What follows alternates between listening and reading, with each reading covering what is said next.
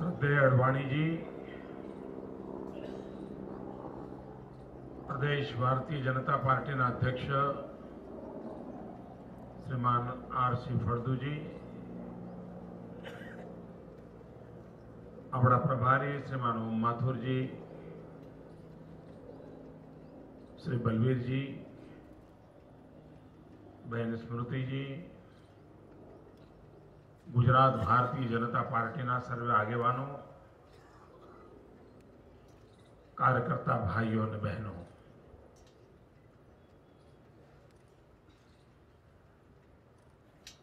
सामान्य रीते पार्लामेंटનું સત્ર ચાલતું હોય ત્યારે અડવાણીજી દિલ્હીની બહાર જવાનું પસંદ કરતા નથી હોતા.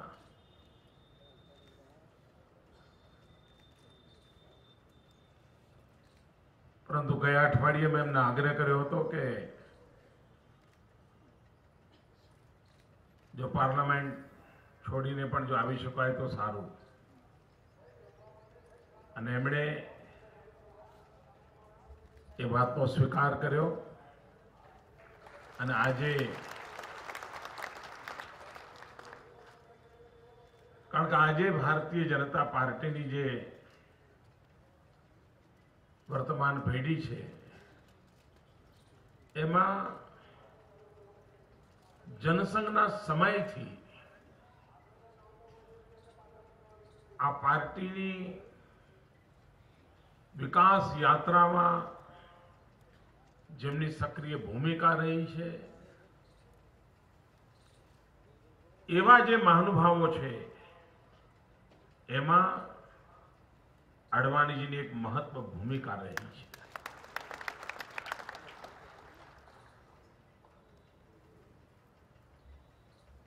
हूँ जયારે राजनीति में नहोतो ત્યારે મેં ગુજરાતમાં જનસંઘનું કામ કરનાર સર્વે મહાનુભાવોને નિકટથી જોતો હતો. નાથાભાઈ ઝઘડા સંઘના પ્રચારક, દાગીના ઘડવાનું કામ ભૂતકાળમાં સોની કામ કરતા હતા અને બધું છોડીને मनुष्य घड़वाना काम में लाग्या था अने साइकल पर प्रवास करे.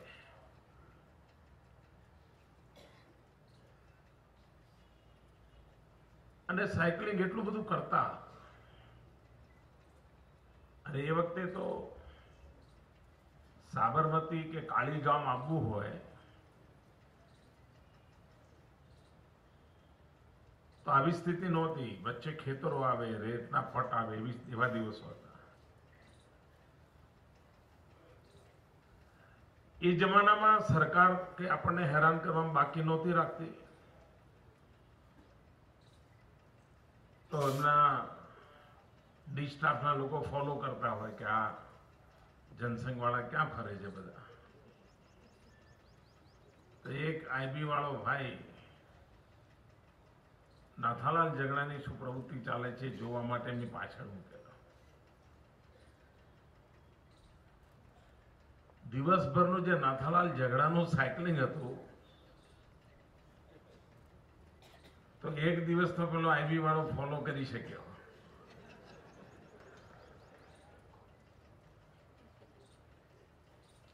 બીજા દિવસે એનું ગજુ નહોતું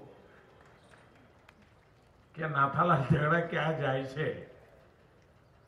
એને ફોલો કરી શકે. કહેવાનો તાત્પર્ય એ છે મિત્રો કે ચાર પેઢી ખપી ગઈ છે આ પાર્ટી બનતા. અનેક કુટુંબો ખપી ગયા છે. અનેક મહાનુભાવોએ જાત ઘસી છે, परिवार बर्बाद कर्या छे अने आ पार्टी ने आ जगह पहोंचाड़ी छे. मित्रों कमनसीबी छे आपणा देशनी के જાહેર જીવનની ઘટનાઓનું મૂલ્યાંકન સ્વસ્થ રીતે થતું નથી. એના ઉપર રાજકીય ગમા અણગમાના છાયા પડછાયા હોતી છે. આજે તો ચલો ભાઈ, ગુજરાતમાં ભારતીય જનતા પાર્ટીના સારા દિવસો છે. ચારે તરફ પ્રજાનું સમર્થન મળે છે, વિજય વાવટો ફરકાય છે. એટલે આજે આપણે કામ કરતા હોઈએ તો એને વિશ્લેષણ કરનારા લોકો જુદી રીતે જુએ. પણ જે જમાનામાં ડિપોઝિટ કેમ બચાવી એના સાંસા પડતા હતા. એકવાર મને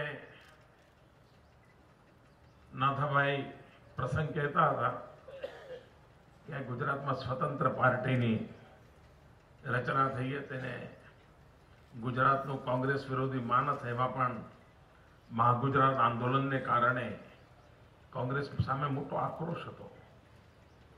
પણ લોકોને કોઈ ઓલ્ટરનેટ મળતો નહોતો. એમાં સ્વતંત્ર પાર્ટી 67ના કાલખંડની અંદર ઉભરી, ભાઈ કાકા વગેરેનું નેતૃત્વ કરતા હતા. તો જનસંઘના લોકો પણ સીટ શેરિંગ માટે, સમજૂતી કરવા માટે એમની જોડે વાટાઘાટો કરતા હતા કે ભાઈ અમારી પણ અમને આટલી સીટો મળે, લડાઈ અમે સાથે મળીને આપણે ચૂંટણી લડીએ. તો ખેર વાતચીત થાય ત્યારે તો વધારે સીટોથી શરૂ થતી હોય છે. અને એ વખતે ભાઈ કાકાએ વસંતભાઈ ગજેન્દ્ર ગણકરને અને નાથાભાઈને કહેલું, એટલે આ છોકરાઓ આ દિવાલો ઉપર દીવા ચિતરે કેમ વોટ મળતા હશે. એ વખતે જનસંઘનું સિમ્બોલ દીવો હતો, દીપક. અને આવી મજાક, એટલે ભાઈ કાકા એમ કહે આ છોકરાઓ, કારણ કે બહુ નાની ઉંમરના હતા બંને લોકો, એ લોકો બધા સ્ટોલવર લીડર્સ હતા. એટલે આ છોકરાઓ દિવાલો ઉપર દીવડા દોરે કે વોટ ના મળે. અસલ ખેડા જિલ્લાની ભાષામાં સમજાવી દીધો. ખેર પછી તો કઈ સમજૂતી થવાનો સવાલ નહોતો. એકવાર જનસંઘે 100 સીટો પર ચૂંટણી લડવાનું નક્કી કર્યું. અને 100 સીટોના ઉમેદવાર કેવી રીતે નક્કી થયા હતા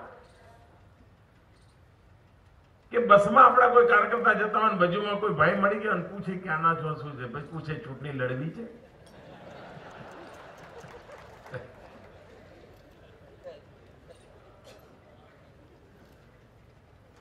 તો પેલો કે શું કરવું પડશે?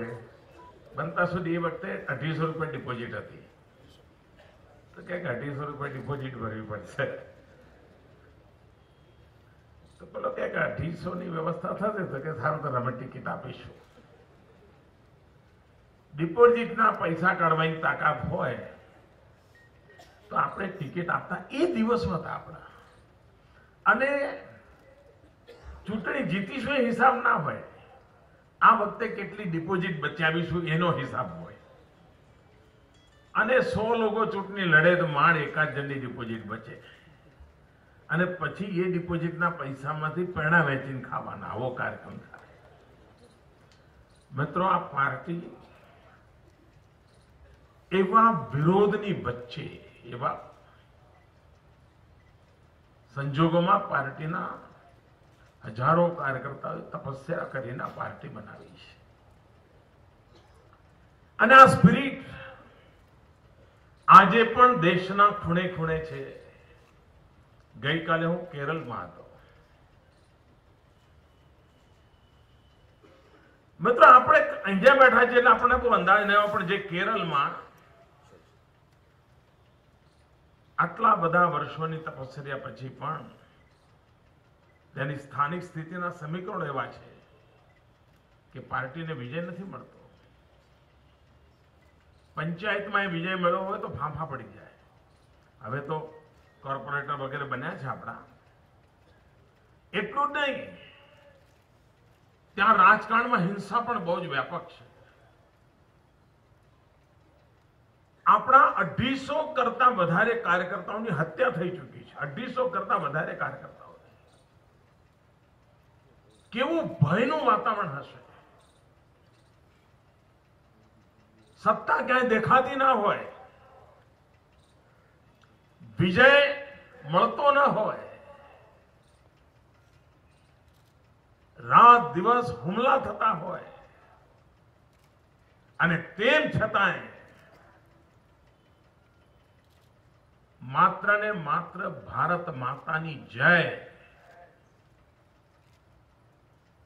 આ સાર્થક કરવા માટે જીવન ખપાવી દેનાર લક્ષાવધિ કાર્યકર્તાઓ એ આ પાર્ટીની પૂંજી છે, આ પાર્ટીની મૂડી.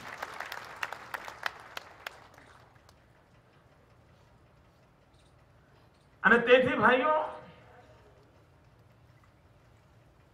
આજે તો હિન્દુસ્તાનમાં વિભાજકો આ ભારતીય જનતા પાર્ટીનું મૂલ્યાંકન કરી શકશે કે કેમ, એના કાર્યકર્તાઓની ત્યાગ તપસ્યાનું મૂલ્યાંકન કરી શકશે કે કેમ, એ મારા મનમાં પ્રશ્ન છે. અને તેમ છતાંય ભારતીય જનતા પાર્ટીના લક્ષાવધિ કાર્યકર્તાઓ કાર્યરત છે. આપણા માટે એક મોટી સંતોષની બાબત છે મિત્રો, જ્યારે દેશમાં કોંગ્રેસના કુકર્મોને કારણે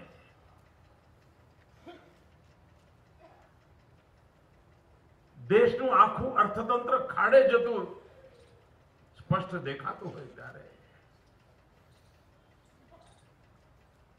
સામાન્ય માનવીની સુરક્ષા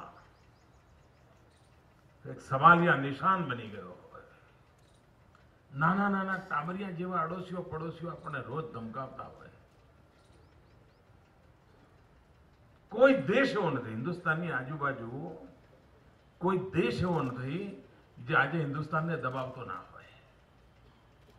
125 કરોડનો દેશ, નહીં તો આજુબાજુના એમ લાગુ છે ભાઈ તમે છો ને અમને ચિંતા નહીં, બસ અમે શાંતિથી જીવીશું, તમે છો ને, એવો ભાવ હોય. એના બદલે ઊંધું છે. અને એનું મૂળ કારણ દેશને જે પ્રકારનું નેતૃત્વ મળવું જોઈએ, જે પ્રકારની સરકાર મળવી જોઈએ, જે પ્રકારે સરકાર ચાલવી જોઈએ, એમાં ગયા 10 વર્ષ આઝાદ હિન્દુસ્તાનના આટલો ખરાબ સમય આ દેશને ક્યારેય નહીં આવ્યો હોય. તો આપણે ત્યાં પરંપરાગત એમ કહેવાય છે કે ભાઈ સૌનો એક દસકો હોય. આપણા ભણવા આ રોજ બોલે છે સૌનો એક દસકો હોય. તો ભાઈ આ બરબાદીનો દસકો હતો, એ બરબાદીનો દસકો હવે પૂરો થવાનો છે.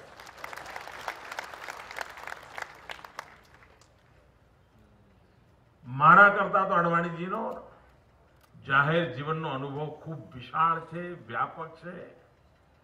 અને એ જયારે એનું મૂલ્યાંકન કરીને કહેતા હોય કે 2014 પછી દેશની આશા આકાંક્ષાઓની પૂર્તિ થાય એવી સરકારની સંભાવના નિશ્ચિત બની ગઈ છે.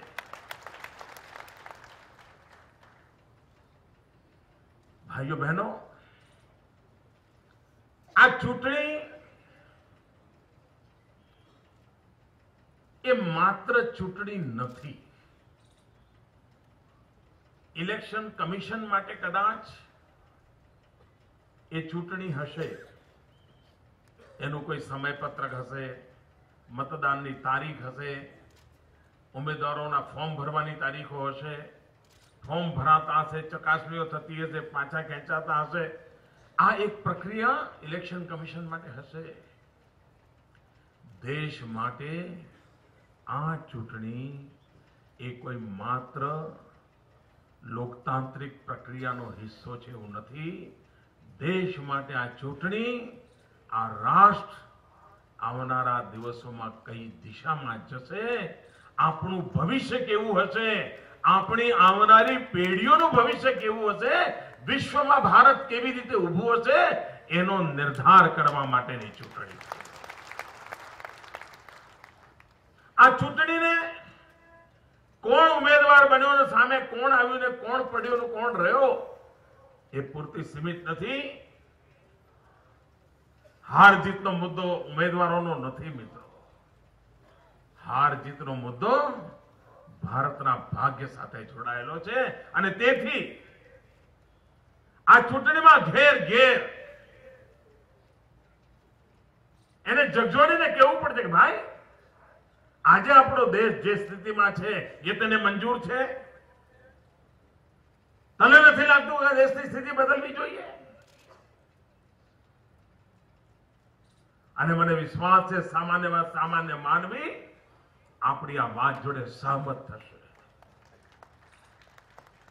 એને વર્ષોથી કોઈ એક રાજકીય પક્ષની કંઠી બાંધી હશે તો પણ કહેશે. મને હમણાં એક થર્ડ ફ્રન્ટની સાથે કામ કરનાર એક નેતા મળી ગયા. મને કે સાહેબ અમારું જે હોય તે, તો મારું કુટુંબ તો તમને વોટ આપવાનું છે.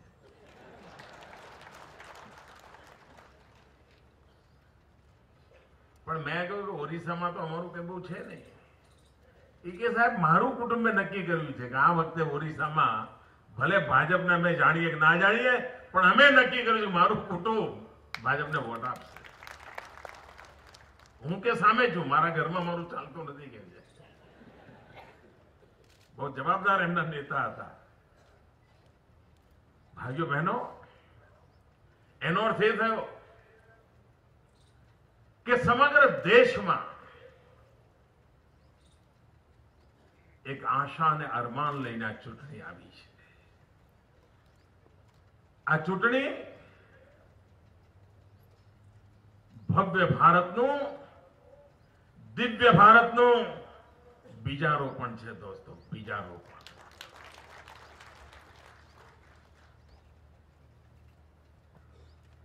અને આપણી જવાબદારી છે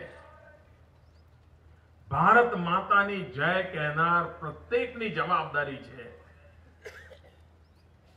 કે આ દેશ હવે બરબાદ ન થવા દેવાય.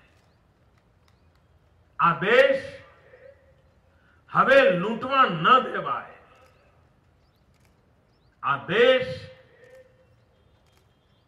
અસહાયતાની અવસ્થામાં રહે એ આપણને હવે કોઈ કાળે પાલવે નહીં.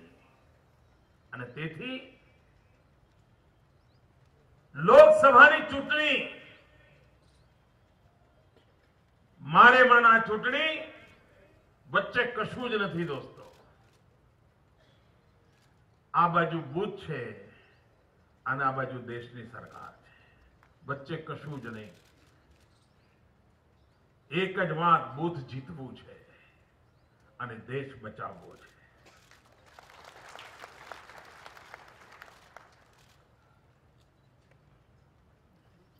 મિત્રો, ઇતિહાસમાં એવી ઘણી ઘટનાઓ છે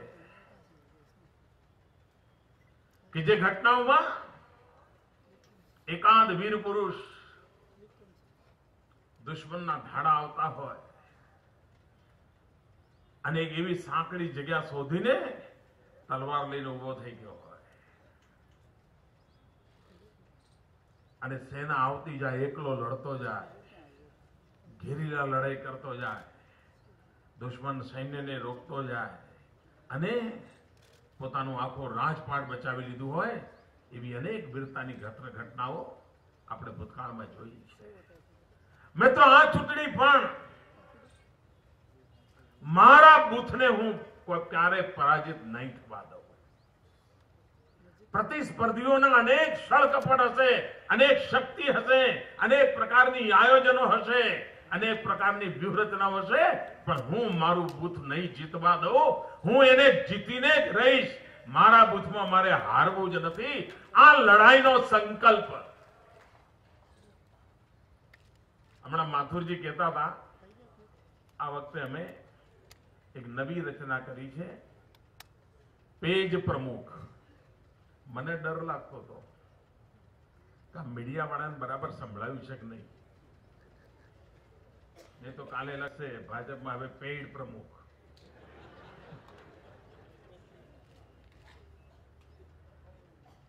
મિત્રો, મતદાતા સૂચિનું જે પાનું હોય છે ને, પેજ, આપણે એના ઇન્ચાર્જ બનાવવાની એક વ્યૂહરચના કરવાના છે.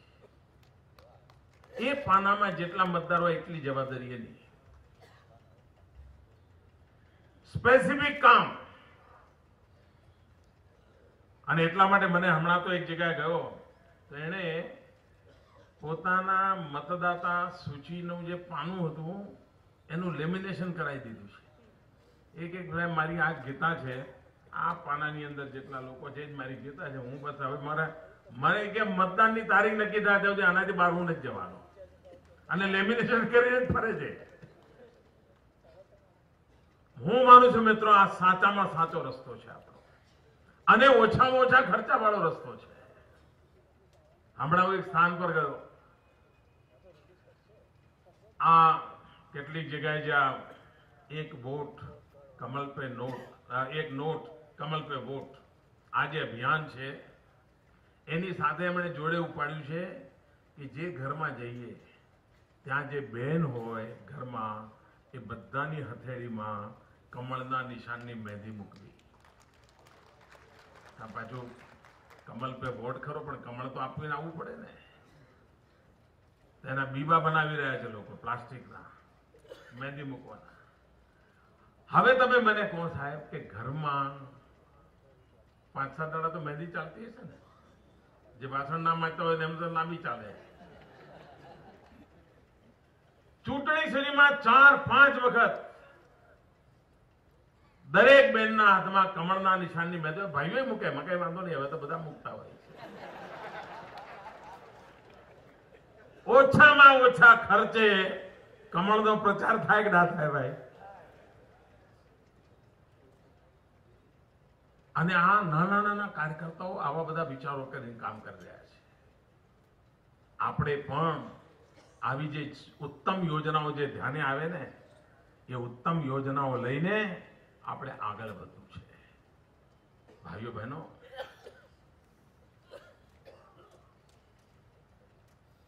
કેટલાક લોકો આ ચૂંટણી એક ગંભીર બાબત છે એ થવા દેવા માંગતા નથી. કારણ કે એમને ખબર છે કે જેમના લાભાર્થે લોકો જિંદગી જીવ્યા અને જેમના કારણે એમને લાભ મળ્યા એમનું આ વખતે કે મેળ પડવાનું નથી.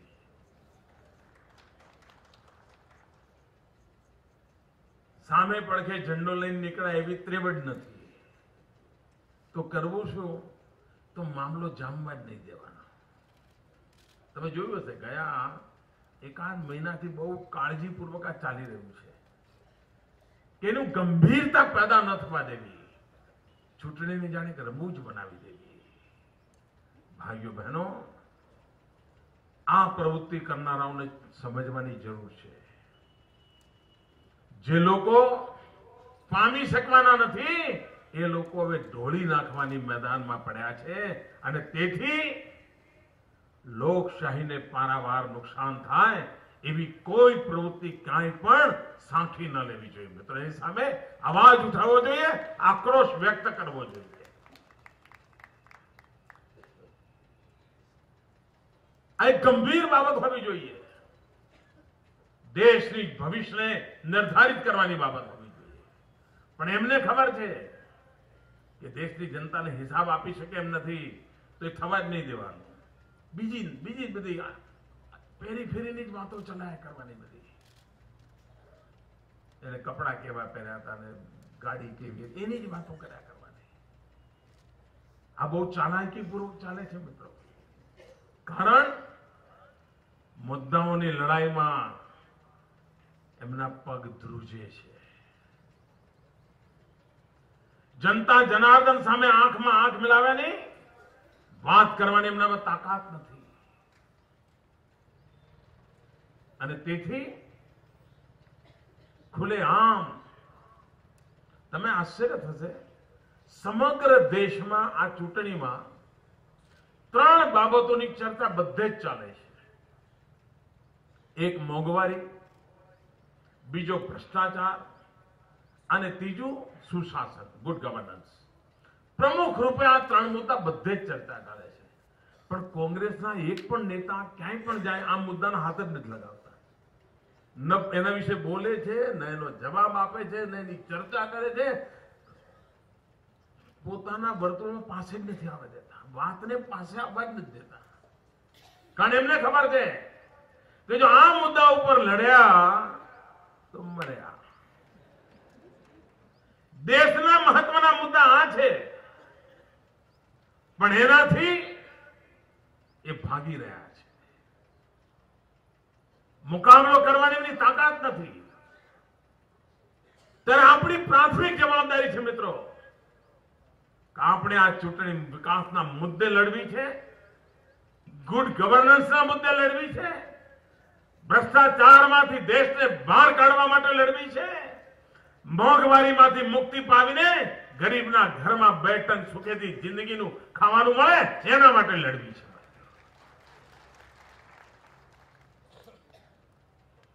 કોંગ્રેસના વિકાસના મુદ્દે પર ચૂંટણી લડવાની હિંમત જ નથી હોતી. આપણે તો 12 વર્ષથી જોઈએ છે ને મિત્રો, 12 વર્ષથી જોઈએ છે. મને બરાબર યાદ છે શ્રીમાન લિંગદો ઇલેક્શન કમિશનર હતા. 2002 ની ચૂંટણી હતી તો બધા સેક્યુલર લોકોની જમાત કાગા રોડ કરતી, ચૂંટણી ના થવી જોઈએ, ના થવી જોઈએ. જેટલું મોડું કરાય એટલું કર્યું પણ ખરું એમણે. કોર્ટ કચેરી ટીકોણું ફલાણું બધું કર્યું. કરો ને, મને ક્યાં ફેર પડે?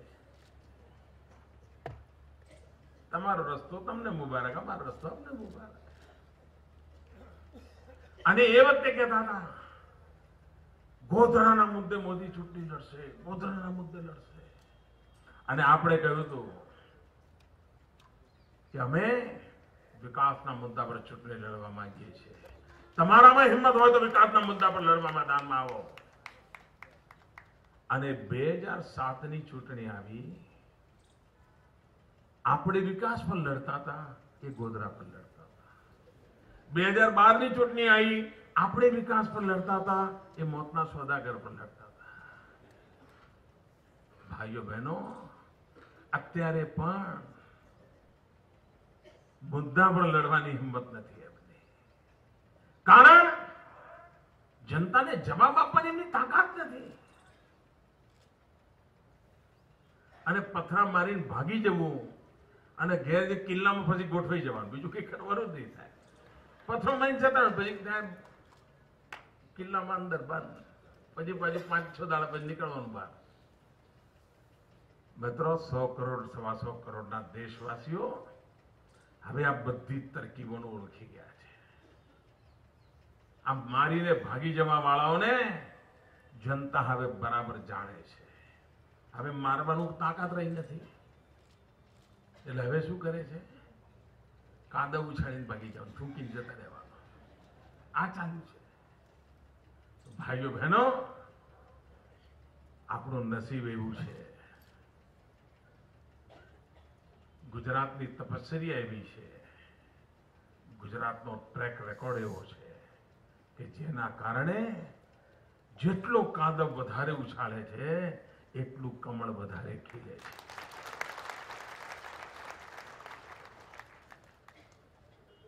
અને આ વાત કોંગ્રેસને 2025 પછી સમજાશે. લખી રાખજો સાહેબ, 2025 સુધી તો નામું લખાઈ ગયું સાહેબ. હું એક ચૂંટણીની વાત નથી કરતો, 2025 સુધી ક્યાં નજરે ચડે મને કહેજો સાહેબ.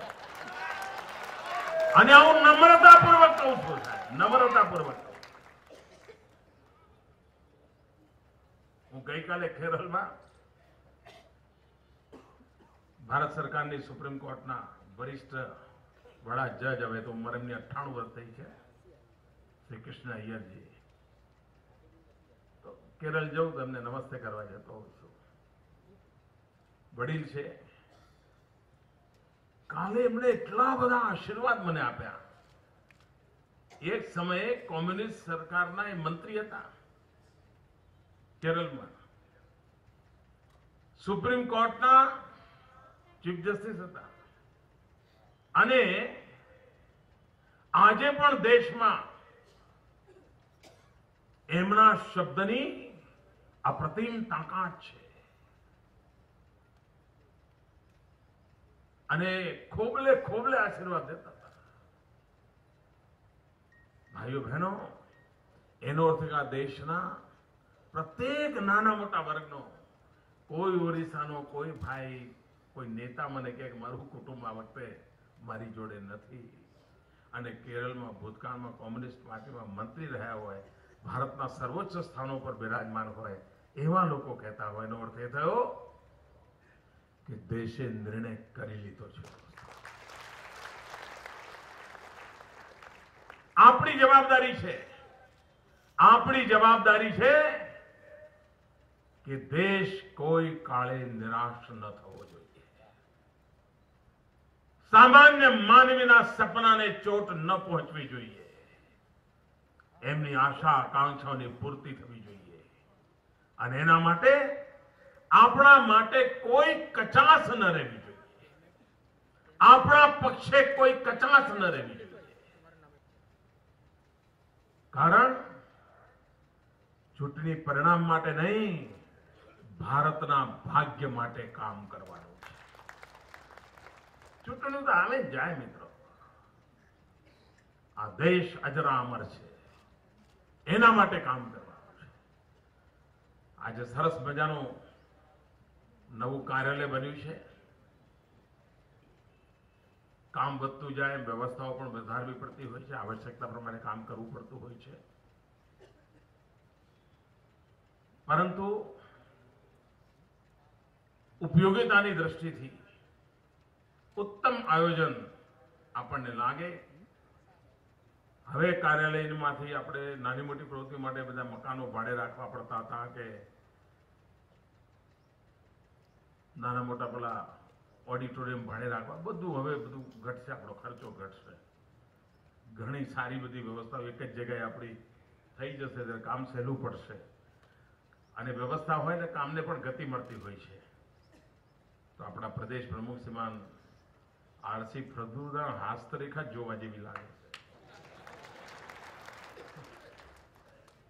બહુ તેજસ્વી હસ્તરેખા છે, ત્યારે જ આ બધું થતું હોય.